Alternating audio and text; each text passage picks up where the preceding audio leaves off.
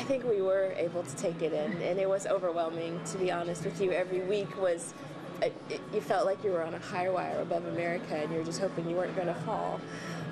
It was fantastic. We had already produced the first 10 by the time the show premiered. There was post-production that was still going on, but we really continued to get together. We got together every Wednesday night, many other writers, and we would live tweet the show. We would go to parties and continue to keep the show alive, and I really didn't feel like it ended until the finale.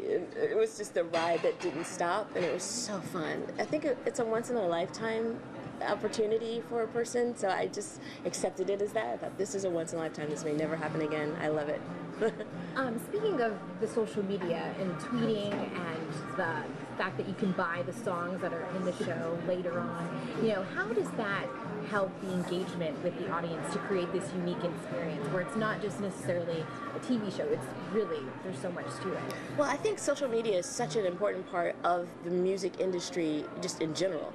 So when we were first crafting stories, we were very aware of the role that social media would be playing already in, say, Hakeem's life, in Jamal's life, and in the life of the characters of the show who are making music, because the two go hand in hand now in the music industry.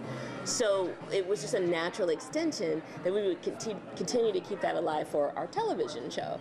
It was really part of the whole storytelling process, was that we were going to be engaged in social media. Our characters would be engaged in it, and we ourselves, the writers, you know, we're going to be a part of it. I think it's a different way of thinking, but I do think that if you're writing if you're writing dramas about our time, you have to embrace this as the new public forum. This is how we now communicate. Obviously, your big star is Cookie. No offense to everyone else. Played perfectly by Taraji P. Henson. Yeah. For you and everyone else in the creative team, where does the inspiration for her come from? And what do you, I guess, I think it's interesting to, you know, we all have our interpretations of the show, but what does she represent? Cookie represents that mother that will go to the ends of the earth to make sure her babies are protected. She's really that lioness. I really think of her in that way. If I had to say what was the animal of Cookie, it is a lioness. She goes out for the kill if she needs to get the kill for the babies, and she takes care of her family. And that was something I was able to latch onto as a writer very early on. I think a lot of our writers did that as well. But she's also really fun. She's a character. She can be openly racist. She can be openly biased. She just says what she wants to say. She has no filter. And watching Taraji get to dive into a character like that and pull it off as beautifully as she does, it was just a really a fun thing to try to just come up with new stories that we could put Taraji in positions where she could just have fun and play and really bring something alive. There's another dynamic to Cookie too, which is just the pain of having gone to prison, on really taking the fall for Lucius in many ways.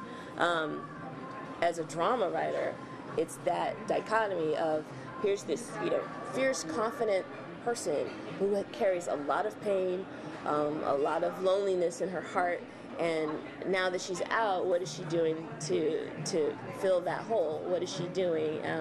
As a drama writer, that's really fun to write, you know.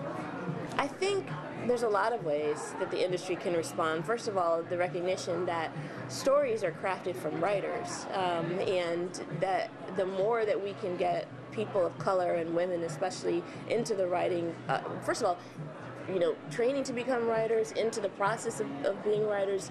I'm one of those writers that came from really the ground up. I mean, I started as an assistant in Hollywood and worked all the different levels. If you look at the WGA, they have staff writers, story editors, you know, co-producer, producer, working all those levels just to have enough experience to be able to tackle and be a part of a show like Empire, which is a big show. But that's where it starts. You know, I don't think the answer is as simple as casting. You know, it's way deeper than that. And so it starts with the writing, but in addition to that, the industry, I hope, will start to embrace more stories that are about just different parts of America. America is more than one type of culture, and I think television has hasn't done enough to dive into all the different cultures. So I like to see more of that happening. And then I think the nice thing about Empire, because this is a business. Yeah, we don't make television just for fun. We make it because it is content that advertisers want to invest in to sell products, right?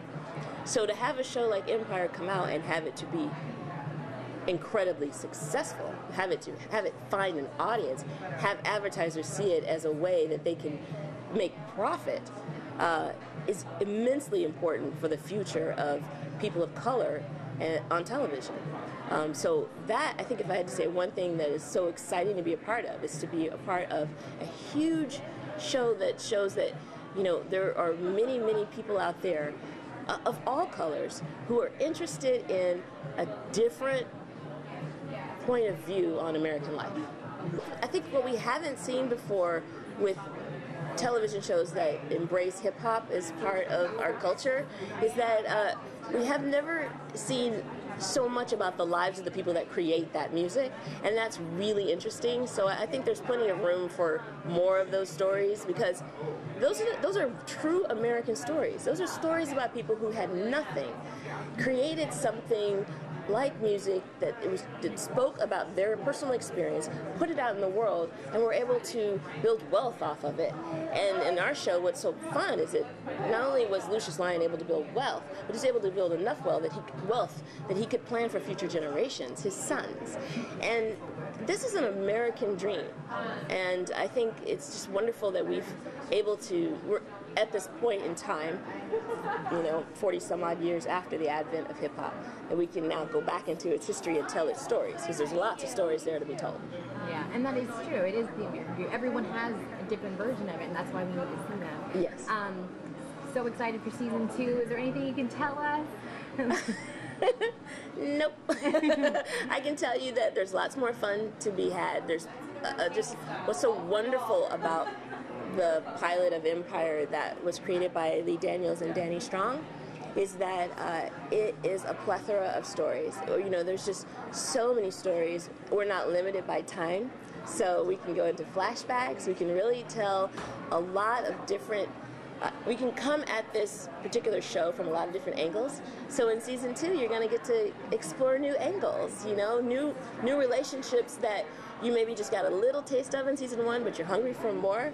The dynamics between Cookie and all of her sons, we got to see her with Jamal, but there's more to explore. What's it look like with her and Hakeem? What does it look like with Cookie and Andre? And then Lucious, now he's with Jamal. What's that going to look like going forward? So there's a lot more to come, but no spoilers.